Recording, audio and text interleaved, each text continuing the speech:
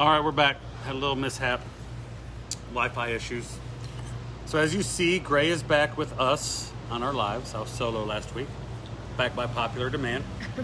So this is the end of week 8 of the challenge. The challenge will be over this week. We'll announce winners next week. Winners are determined by a lot of factors: results, lifestyle change, habit change, mental and physical, emotional changes.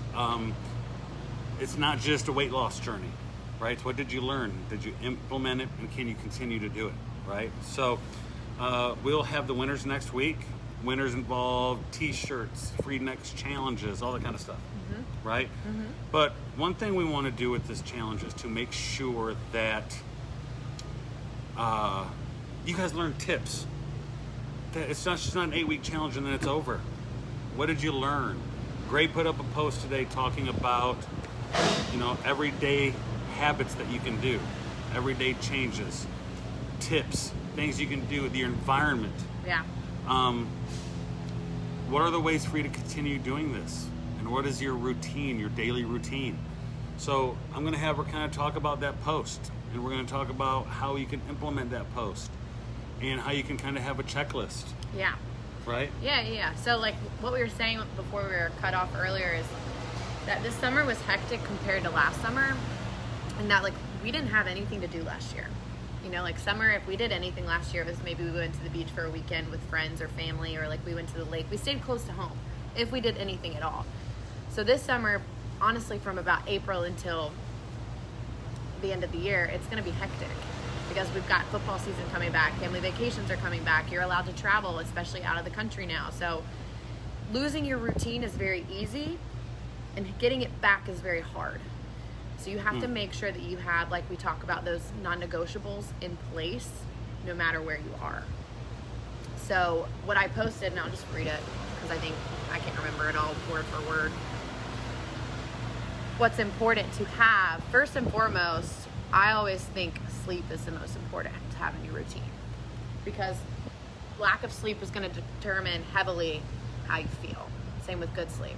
It's always going to determine how you're feeling and how you get through your week, right? Like we always know if I sleep really shitty on Saturday that my Monday is probably going to suck. I notice, I look in the mirror and can tell if I've had a couple days of bad sleep, right? You ever look at someone, I look in the mirror and I'm like, I look old. Yeah, no, you do. You just look drained. Yeah, like and when somebody's like somebody at work, when they're like, I'm looking at them, like, you sleeping okay? They're like, no, I got someone I work with has hypothyroidism and troubles with sleep. And I'm like, oh, sleep's going to be huge for you. But man, until you really struggle with sleep, you don't know how hard it is to get it back. It's so true. It's so hard to create that new routine. It's so true. And even now, like this summer, I've been going to bed a lot later than normal. And that's reflected into my work life. So typically before summertime, I was going to bed most nights at 9 or 9:30 because I get up at 5 or 5:30. And now I'm like 10, 10:30, 11, and I'm still getting up at 5 or 5:30. And like that is brutal. I can 100% tell, even if it's 30 minutes, that I haven't gotten enough sleep. So first tip on that would be go to bed, wake up at the same time every day as often as you can. Yeah. I know Mike is big on that too, but trying to go to bed at the same hour every night and waking up at the same hour every morning, even on your weekends if you're able to. If you like to have your weekends to sleep in and change up your sleeping routine a little bit, fair enough. But on the Sunday night, you should be going to bed at normal time. I think what happens when people don't follow that routine on the weekends, and listen, I'm not saying it's every weekend, like you're going to go have fun with your friends, right? But if you get in the routine of like going to bed at 1 o'clock in the morning on Friday and Saturday and get up at 9 o'clock, come Sunday night, it's going to be like 9 o'clock at night and you're like, I'm wide awake. And I'm just saying more times than not. I'm not saying more times than not. Or like you sleep all day Sunday and then you don't sleep on Sunday night. So yes, like absolutely there's going to be exceptions for it, and no, you should not be spending your entire life sleeping and being worried about getting to sleep on time on the weekends. That's not mentally healthy either. But majority of the time you should be paying attention to your sleep and how it affects your day in and day out. What else we got? Sleep is one.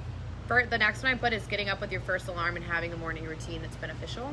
Okay. A lot of people don't have a morning routine. They snooze, get up, rushing for work. Yeah. And then grab a coffee at Starbucks, hit work. Yes. Grab a muffin and a protein shake at lunch.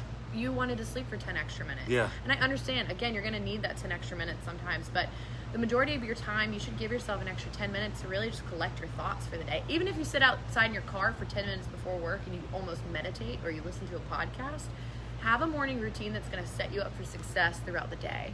My morning routine, I get up 30 minutes to an hour before I have to leave my house because I want quiet time before I have to go. I need that time. I'm a big person in routine. Even when so with my work schedule, the 2 weeks between when fall football starts and we can actually start practice. You got pup, can't see? No. Pup. Come on. Come up here. When you actually see when fall football starts, and then when you get back to school, the workouts are going week by week. They're different. The school schedule's different. What I have to do is on the weekend, I'll look at my rest of what the next week looks like, and I'll set my routine based on that. Yeah. Right? Yeah. Even though it's 2 weeks of something different. And then the next week, I'll look at my week and set my routine. And then the next week is when school starts. It's the same routine until Christmas. Yeah. So it's easy. Yeah. But being able to plan, and that's why in my follow-ups with my clients, I say, what does your following week look like? Oh, I'm gone Wednesday, Thursday, got a busy day Monday. I'm done for the weekend on Friday. Okay. Yeah. So take that week. Where are you going to be your hard work days? Monday, Tuesday. Okay, so you're not going to lift that day. You're going to lift Wednesday, Friday, Saturday. What are your hard food days? I got to travel all day Monday, Tuesday. Okay. Well, Sunday we're preparing food, figuring out what we're going to do for breakfast and what we're going to do for Monday, Tuesday. And then after that, it's all home cooking. Yeah. Right? So I think it's really important to plan out what your week looks like, plan your workouts. You know what I did this weekend? I started working out on Sundays again. Strictly because of your tip to take advantage of weekends for your exercise. Yeah. Right? And it's made my week a little bit better. Right? It's funny, like when I was with one of my friends over the weekend, we were talking about his routine, and he's on the go constantly, works service industry, so like his hours are really, really random. And he was like, I got into such a state of depression because my days were very random and I didn't have anything that I was taking selfish time for. And so I put that into my head, and you know that my energy was so low the last month. I realized that on my days where I did not see people face to face, I was allowing myself too much freedom and that I didn't have a certain routine. So I would get up one day at 6 a.m. and go to the gym and be great, or I would sleep in till like 8 o'clock, which I never do. I just didn't have a set schedule for myself. And so I have really told myself in August I have to come back and be intentional about my time.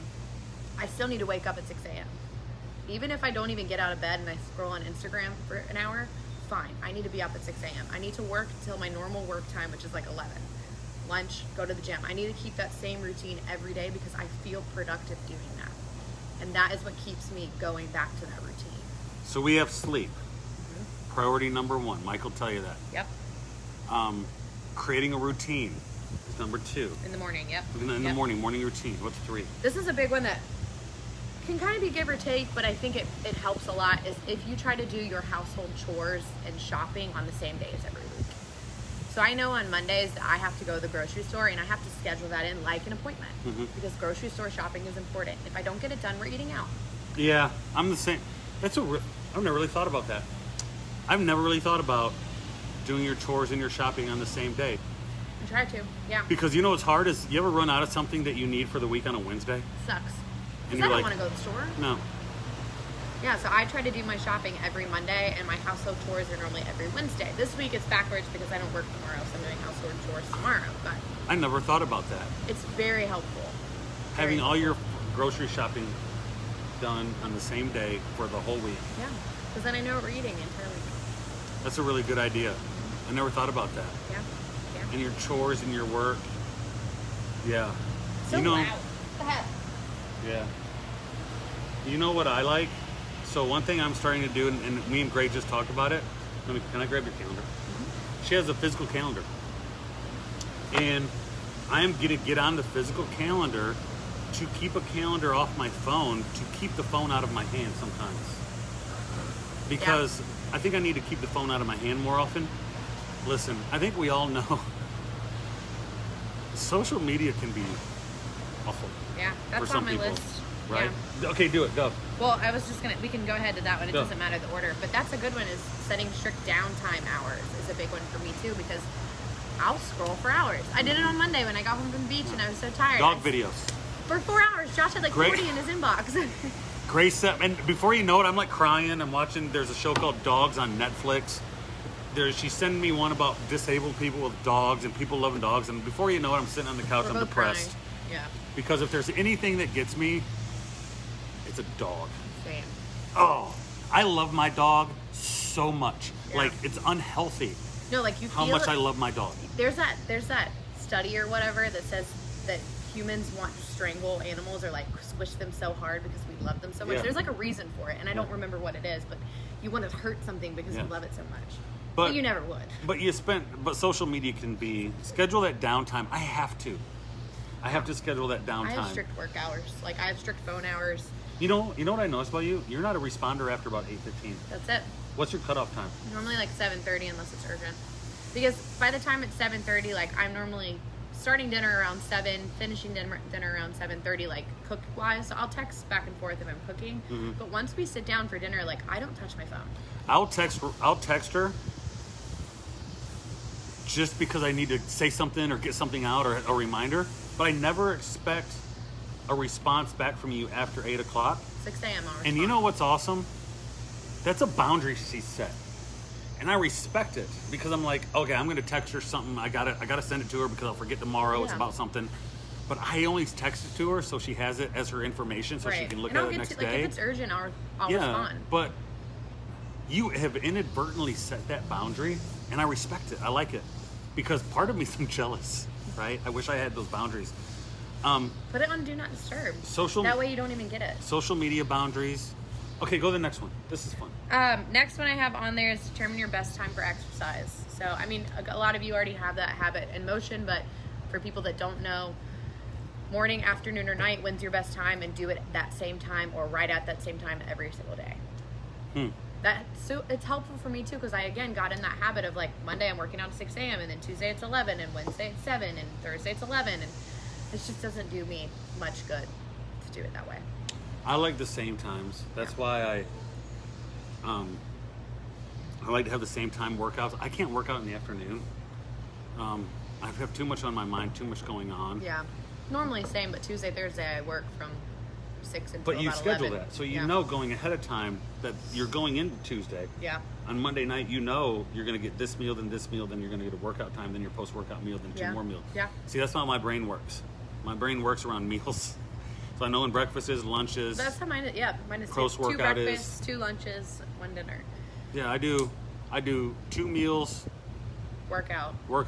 2 more meals. Post-workout. Walk. 2 more meals, and then like a snack Another at meal. night. Yeah, like I like cottage cheese at night and yogurt at night and weird stuff like that. Yeah. But establishing workout times and it's been, and listen, this is easy for people who've been doing it a long time. Yeah. I have a client right now that has 0 experience in nutrition and exercise. That's why these like non-negotiables and like setting times at the same day or setting times every time at the same time is going to be very helpful because I know that even if I go and I work out later than I normally do, I'm still going to get it done because I'm disciplined enough to do it. Like I hate working out at 3 o'clock, but if that's my only time, I'm going to do it. Yeah, you're going to get it in, right? Yeah. That's why I'm going to mention again Atomic Habits. You have a friend that started following me on Instagram. Started following her on Instagram. She posted something about Atomic Habits. I'm like, great book. She's like, Gray recommended it. I'm like, what? It's crazy. Who was that? I don't know. I don't know either. And she's like, I said, and this is one thing I've started thinking about doing. I've thought about buying that book for certain clients when they start. It's I have a copy of it. $18. Yeah. If I bought it and sent it to a client for $18 if they committed to reading it, that would be a great book. She even said it's not for everybody. Maybe give them the audiobook, right? Yeah, audiobook's great too. But this is what we're talking about is creating habits, atomic habits, non-negotiables. I feel like we talk about all the time is habits. Non-negotiables. But that's what it's all about. It's like these habits. You must smell really good, like your dogs. Or I smell like the dogs, yeah. Come on, you want to sit up here? Come show. Yeah, so next one would be, this one's really important that a lot of people skip over, is write down or think about your emotional needs, what you might need help with, and or the things that you would like to do outside of work this week. So when I go into each week, I generally... No, you have to have a social day. don't you? I do have to have a social day, but I Okay. can get that from work as well. So, like, I know that I work at the bar tonight and Ross and I are going out for dinner. That's just an emotional need that I have to fulfill. Because I did just come off a week of vacation. If I don't have something planned immediately after, I'm going to be feeling not so hot. Okay. And Would that you sounds consider crazy, that but- part of one of the things that's outside of work? Yes. Planning like, your social yeah, events? like your social events, or like something that doesn't require a lot of like mental capacity. I guess you just want to be like, if you want to go for a hike, or if there's an event around town that you want to do, like something like that. Determine what those are every week, because that's something that we need as well. Not just exercise and nutrition, all the things. Like, you have to have other things outside of work that are going to fulfill you. I feel like that's where I struggle, because I create such a routine that, because I'm so structured. I'm very structured. I'm so You established don't like and to be structured. uncomfortable very often. Me? No, I love my routine. Listen, Yeah. social environments bother me. Okay? Heavy social, anything unplanned, right, is a little bit like, time out. This was unplanned, right? So it is hard for me to do that because it's uncomfortable. And that's where I'm trying to get better, is You just have to say yes doing more things outside of your norm. outside of the norm that keep That's me what I present. thrive on. Like, when somebody tells me they're doing something for the first time, or they're moving somewhere, or they're taking a new job, I'm like, that is so much fun. That is so exciting. That's scary, but it's fun and it's exciting. And I think it's because I've lived in multiple places that I know the scary part of it, but I also know how exciting it is and how much more of a human it made me to like do things outside of my norm and do things that are scary. So planning social events or planning an event outside Yeah, well, of also work. included in there like your emotional needs and what you might need help with. And that being like, I like to make sure it's known with my friendships, with my relationship, with whoever's in my life, like, hey, this is how I'm feeling this week. This is what I might need. Like, You do that with me. I do. You do that with me. There's been times where she's like, listen, I know we got to do 2 meetings. I'm bummed. I can't figure it out. I need to get my routine. And I think I'm always kind of like, okay, well, go do your Yeah, thing. I'm not Go looking do your for thing. pity or anything No. like that. It's just like, hey, I'm here. Here's where my head's at. Hey, I'm here. Yeah. We're doing our thing. Like, Don't sweat it. This is my emotional capacity that I Yeah. have for the week. Well, I think too, I don't know if anybody's like this. I think we kind of know what our busy seasons are like.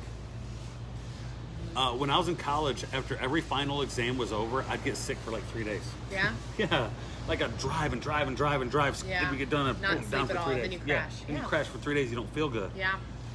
I think you kind of know that in the next 3 or 4 months, we're probably going to ramp up here. Yeah. So for you to take half the month of July to kind of be like, just get the shakes out, knowing that in middle of August, we're going to have to ramp up with some of the things we're doing. I think you know that internally, intrinsically we know I do. that. I have a very good read on how I'm feeling, and I have a good. I applaud myself often on being so forward with how I'm feeling, because I used to not be that way. I would just like hold it in, and that's what causes anxiety. Like that's what builds things up, and like you don't know how you're feeling. Yeah, and you know one of those things is confrontation. Yeah. So I work in a very interesting environment at my place of work. And one of the things that I say all the time is confrontation doesn't always have to be confrontational. You know that. You've done this. I would even say it's assertiveness. Assertiveness. Yeah.